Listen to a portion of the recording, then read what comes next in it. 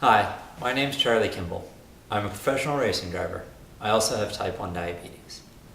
I got into racing when I was about 9 years old. Started go-karting, moved up through the ranks, won races, won regional championships, national championships, got to race in Toronto, Canada, all over the US, Southern California where I'm from originally, and sort of fell in love with racing.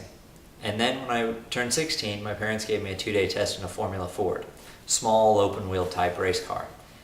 After my first 10 laps, I knew exactly what I wanted to do with the rest of my life. I came in, and before I'd taken my helmet off, my dad said he could see the grin I had on my face from ear to ear.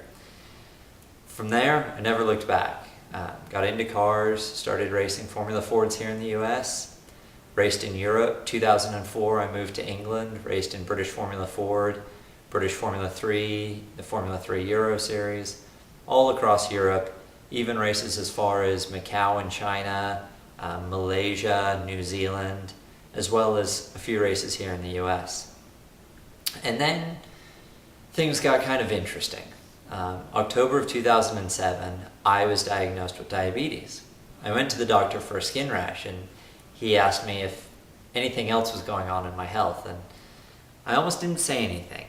And then I thought, you know what, I've been kind of thirsty lately. And he perked up and he said, okay, like how thirsty? I said, well, getting up 3 or 4 times at night to drink full bottles of water, having to go to the bathroom a lot. He said, okay, well, have you lost any weight recently? I said, well, maybe a little, thinking I'd just been doing a little bit better job with my nutrition and my training program. And so he had me jump on the scales, and I had lost 25 pounds in just over a week.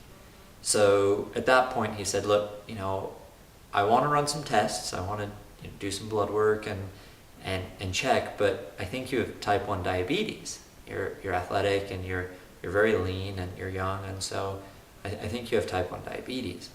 And I went, okay, what's that?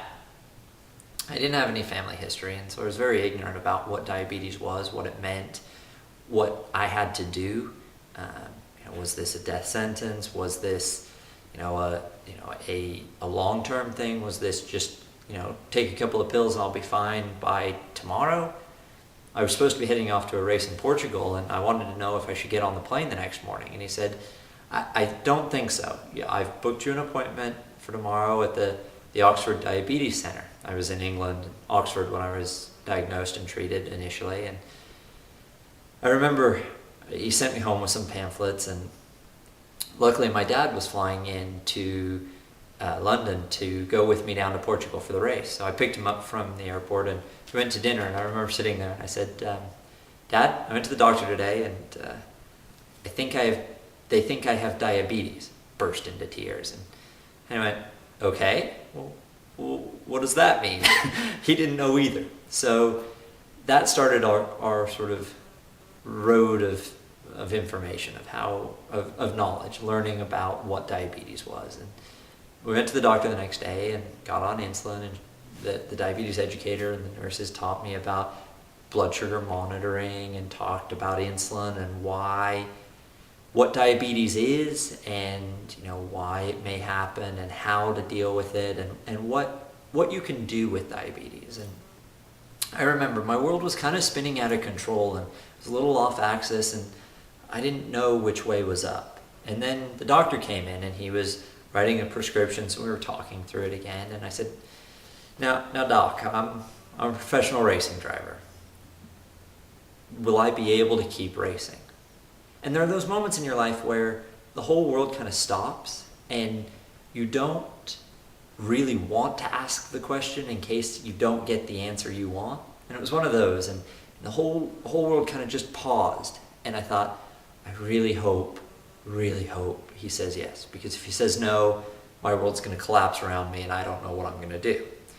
But he turned to me and he said, Charlie, absolutely.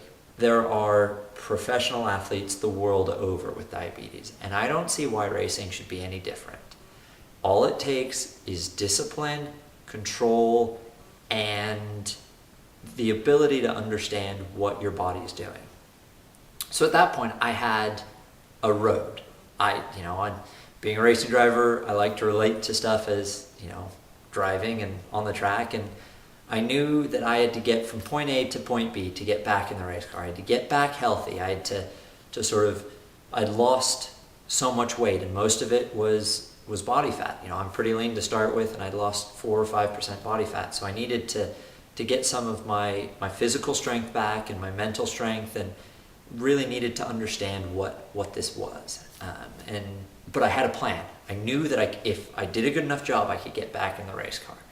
And that made everything worthwhile. So I started working hard, and when I got back home to California, I got in touch with Dr. Ann Peters out of USC Medical, and she met with me, and she had, on her experience with athletes with diabetes, she gave me a lot of information about how my body was going to react to competition, to adrenaline, to stress, to the physical exercise of driving a 1,000-pound race car at over 180 miles an hour, what that would do to me and my diabetes. So from there, I started working with her nutritionist to make me not only a better diabetes manager, but also a better athlete. And her diabetes educator, they said, you know, so what are your carb counts and your carb ratios? And I went, carb counts, carb ratios? Okay, well, we need you to count carbs, and we need you to do this, and we need you to do that, and we need to do this. Okay. And I never questioned it, because I knew that if I did that, I could get in the race car, and it was worth anything. And I'd do anything to get in the race car. So I started keeping logs and keeping track, and she said, and Dr. Peters said, well, you'd be perfect to get on a continuous glucose monitor. What's that? She said, so it's a sensor that you wear, and then you can, you know, look and see what your blood glucose numbers are trending to, and so you can sort of react to that, and it'll be a good safety mechanism to be in the race car. Okay, and she said, now can you get a drinks in the race car? I said, well, some people have drinks bottles, yes. And she said, okay, we need a drinks bottle with a real glucose-rich, you know, fluid in it, Gatorade or orange juice or something like that. I said, okay, we can do that. So now I have a Camelback, like the cyclists and the runners wear, but it's mounted in the car with a tube that runs up and into my helmet. And if I'm getting low during a race or a practice session, I can just drink that fluid and my numbers come up to optimal range and I don't have to stop. So she gave me a lot of tools about managing my diabetes, and then I got back in the race car.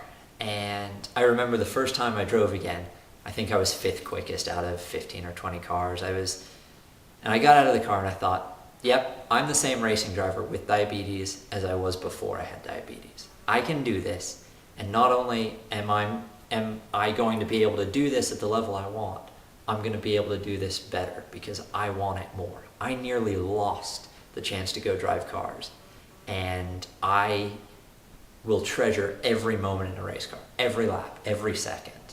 So it's been a real journey, and one of the greatest achievements of my life, not alone my racing career, is my first race back with diabetes was in Germany, in Hockenheim, in the Formula 3 Euro Series in April of last year, April 2008. And my first race against some 30 of the best young drivers in the world in open-wheeled cars. And I finished second. And I finished second with diabetes. And it was a big moment for me, finishing second, because getting on the podium, and I'm standing up there, and I remember clearly the engineer of the driver who'd won, turned to me and said, "Oh, good job." And I pulled my CGM out just to check what my number was. He said, "Oh, what's that? Your cell phone? You calling your mom?" And in a German accent, he's a very German engineer, and I said, "No, it's a continuous monitor. I have to check my blood sugar. I have diabetes." He said, "Oh, I heard you had diabetes, but I thought that was fixed now."